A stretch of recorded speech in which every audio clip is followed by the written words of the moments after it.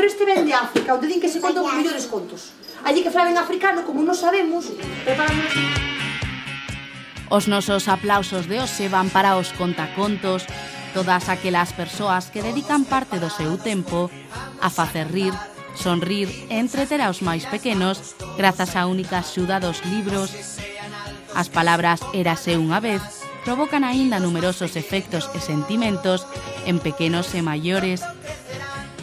Todos preparados porque vamos a cantar y muchas mentiras vamos todos. Os contos fan soñar e trasladan aos nenos a un mundo cheo de aventuras e fantasías, un mundo inimaginable onde a imaginación ocupa un lugar indispensable.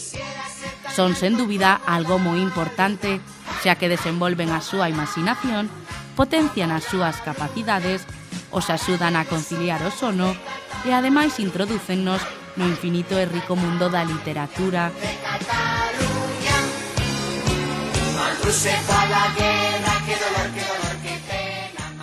A Fundación Caixa Galicia organiza cada martes, na súa biblioteca de Santiago de Compostela, unha sesión de contacontos, onde ao longo de case 2 horas, os pequenos da casa acompañados dos seus pais gozan de numerosos contos e historias, onde as risas, as cancións e os gritos precedidos pola emoción fanse presentes en todo momento.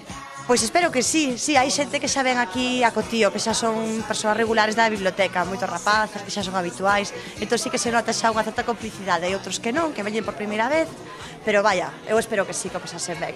De alguna maneira, pois propicias que eles creen, non? Que eles creen mundos, tamén que fíen as palabras, que fan as súas narracións mentais, non? E ao mesmo tempo, pois contas cousas de outras culturas, con un certo contido tamén. Pero aquí non só se diverten os pequenos da casa, os seus pais faino tamén, incluso en moitos casos, máis que os nenos. Al fin e al cabo, esta actividade supón unha volta á infancia. Sí, moitas veces porque tamén non somos conscientes de que os nenos non veñen sós, non veñen coas nais ou cos pais, e tamén para eles pois é interesante pasar un bo tempiño co neno ou coa nena e disfrutar, e tamén de alguma maneira que lles quede o conto, non que o vexan como algo superficial. Iso tamén está ben, non? Porque hai cousas máis cómplice, porque claro, a persoa que conta o conto pois xa está na idade adulta, non? Entón hai cousas máis de complicidade coa xente máis maior, pero sí, é para todos os públicos realmente. Paula é unha contacontos, encántalle ver gozar aos nenos grazas ás súas historias.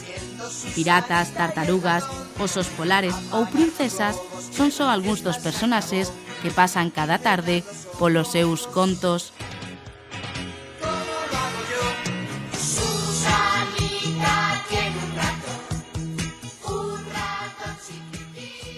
A todos os rapaces pequenos encántalles os contos. Estos poden ser fantásticos, de aventuras, de fantasmas, vaqueiros, piratas ou incluso animais. Sen dúbida a variedade tan grande que non habería espazo nin tempo para numerarlos. Os nenos son, ademais, capaces de contar e resumir a historia que acaban de escoitar, o que reflexa, sen dúbida, a importancia e o efecto que ten a literatura.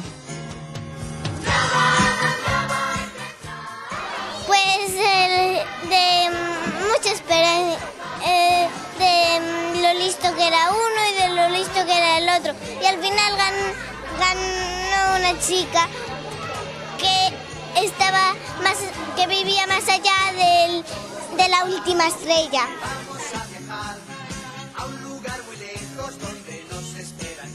Os contacontos crean, a través das palabras, historias onde os máis pequenos escoitan absortos, ensimesmados, esperando o final, gozando de cada letra, cada palabra, cada frase e imaginando mundos descoñecidos para eles. Agora ben, se algo teñen claro é que todos os contos lles encantan. Sí. Que vos parece o contacontos? Sí. Pois mira, eu creo que fundamentalmente hai que ter moitas ganas de xogar con eles, non? De partir do xogo e tamén da narración, de contar un conto